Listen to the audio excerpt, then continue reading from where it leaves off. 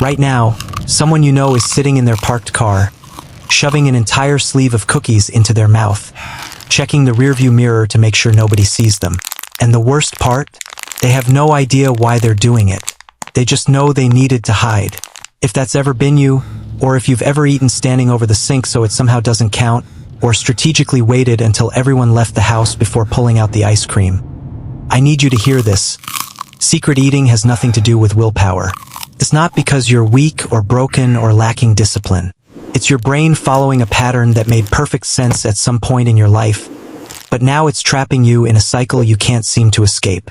And once you understand what's actually happening inside your head, a lot of your own weird behaviors around food are going to suddenly click into place.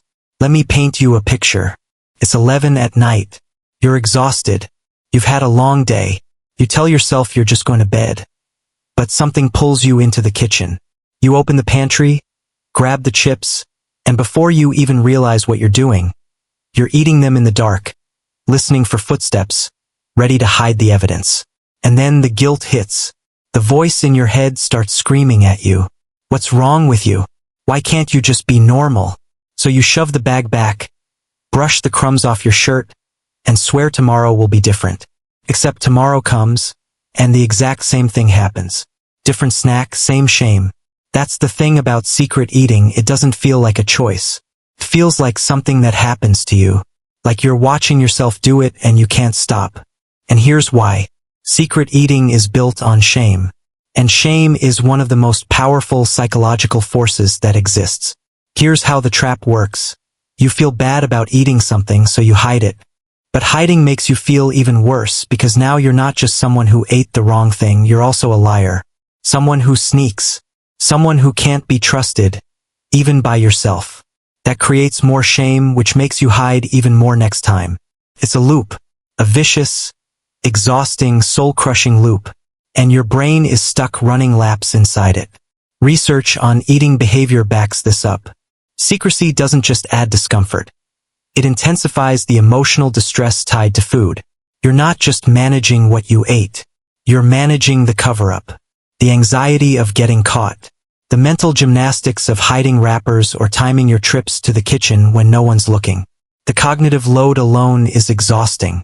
Your brain is working overtime just to keep the secret, and that's draining you way more than the food ever could. But here's where it gets really interesting. Secret eating doesn't just happen randomly. Your brain didn't wake up one day and decide this was a fun hobby. There's always a reason. And one of the biggest reasons? Rebellion. Yeah, I know that sounds strange. Rebellion against what, right? Against rules. Rules you didn't even make. If you grew up in a house where food was controlled, clean your plate, no snacks before dinner, you can't have dessert unless you eat your vegetables, don't touch that, it's bad for you, your brain absorbed a very specific message. Someone else gets to decide what I'm allowed to eat. And even though you're an adult now, even though you buy your own groceries and make your own money, that psychological wiring is still firing. So secret eating becomes this unconscious act of taking back control. It's your brain saying, actually, I get to choose. Except here's the problem. You're not really in control if you're hiding in your car feeling disgusted with yourself. You're just playing out the same dynamic with a different villain. Only now the villain is you. Psychologists call this reactance. It's what happens when your brain perceives a threat to your freedom, even if that threat is imaginary or self-imposed. You rebel. You do the exact opposite of what you're supposed to do, just to prove you can. And food becomes the battleground because food was where your autonomy got taken away in the first place. Wild, right? You're fighting a war that ended years ago, but your brain didn't get the memo. Now let's talk about what's happening chemically, because this is where secret eating gets its claws in deep. When you eat, especially something sugary or fatty or salty, your brain releases dopamine. That's the feel-good neurotransmitter. The reward chemical is what makes eating pleasurable. But here's the kicker. Secrecy actually amplifies that dopamine response. The sneaking, the thrill of not getting caught, the relief of being alone with your food, the rebellion. All of that adds layers to the reward. Your brain isn't just lighting up from the taste of the cookies. It's lighting up from the entire experience. The freedom, the secrecy, the danger.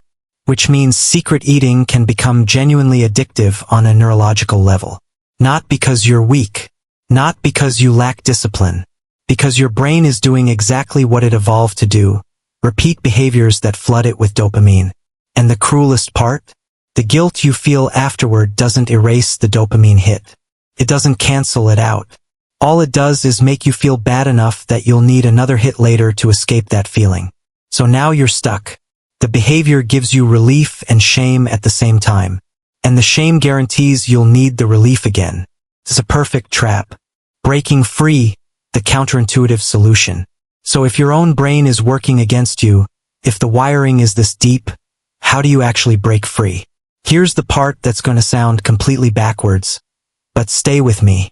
The solution to secret eating is to stop hiding. I mean it. Eat what you want when you want it, but do it out in the open. On a real plate, at a table, with the lights on, around other people if you can. Because secrecy needs shame to survive. The moment you remove the secrecy, shame starts losing its grip.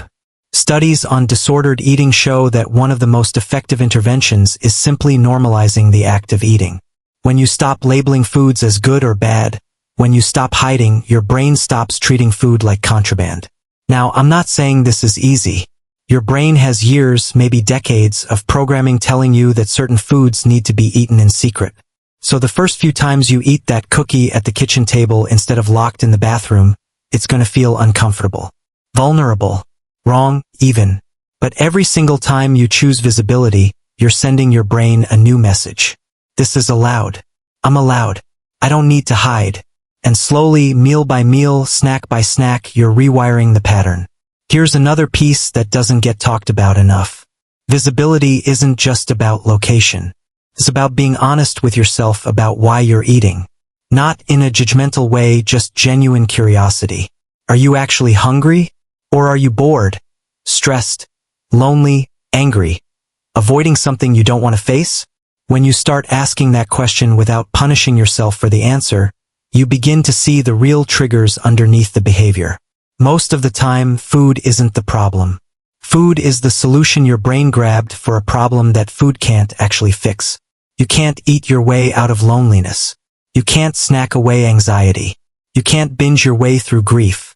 But your brain doesn't know that. It just knows that for a few minutes, the food made everything quiet. And this is where self-compassion becomes everything.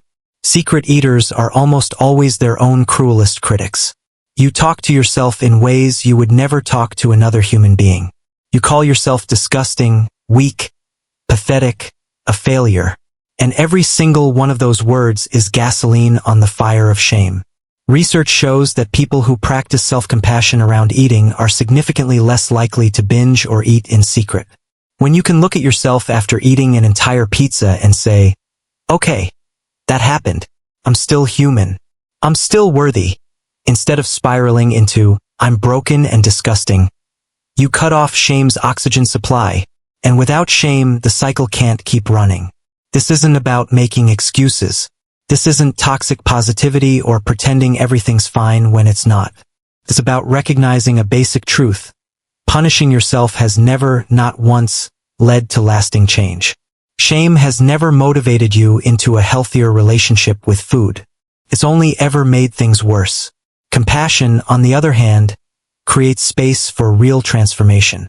It lets you see yourself clearly without the distortion of self-hatred.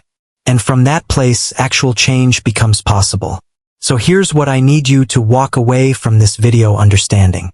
If you're someone who eats in secret, you are not broken. You're not lacking something fundamental that other people have. You're not uniquely flawed or damaged beyond repair. Your brain is stuck in a pattern that once made sense. Maybe it was protection.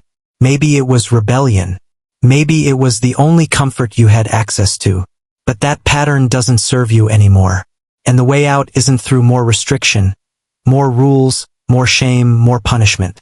The way out is through visibility, through self-compassion, through understanding that food is just food, and eating it, whether it's a salad or a sleeve of cookies, doesn't determine your worth as a human being. You're allowed to eat. You're allowed to enjoy it. And you are absolutely allowed to do it without hiding. If this hit home for you, drop a comment below. I read every single one. And if you want more videos that actually make sense of the weird, confusing things we do as humans, hit that subscribe button. Because we're gonna keep peeling back these layers together. You're not alone in this. And I promise you, you're not as broken as you think you are.